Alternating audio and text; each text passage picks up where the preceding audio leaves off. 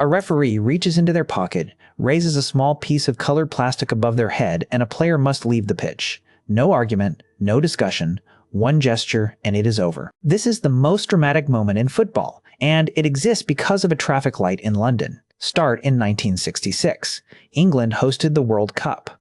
In the quarterfinals, Argentina played England at Wembley. The Argentina captain was sent off. He refused to go. Players surrounded the referee. The argument lasted so long that the officials considered abandoning the match. The problem was not attitude. The problem was language. The referee was German. The players were Argentine and English. The communication between them, in a high-adrenaline, high-stakes moment, was almost non-existent. The referee had said, "You are off." The players, in the chaos, had not fully understood the situation. A British man named Ken Aston was watching. Aston was the head of the FIFA Referees Committee.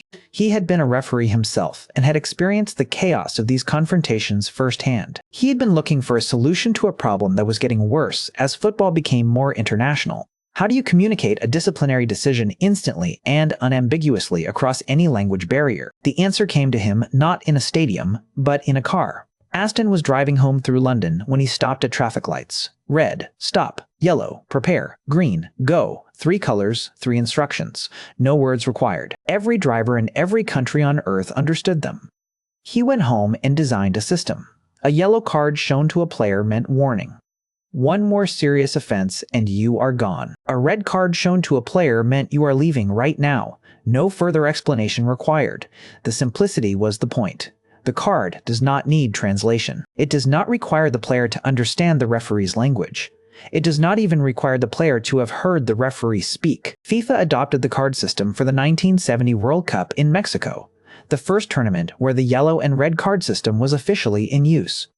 The 1970 tournament had another distinction. It was the first World Cup to be broadcast globally in color television, which meant for the first time that hundreds of millions of viewers watching at home could actually see the distinction between a yellow and a red card. The timing was not coincidental.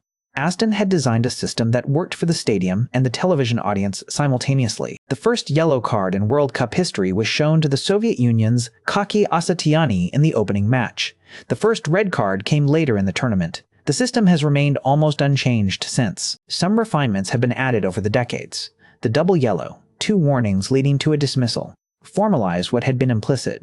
The protocol for showing the card while writing in the notebook gave referees a clear sequence, and the card itself has become something far beyond a disciplinary tool. It is theater. The slowness of the reach into the pocket, the pause before the color is revealed, the collective intake of breath from the crowd.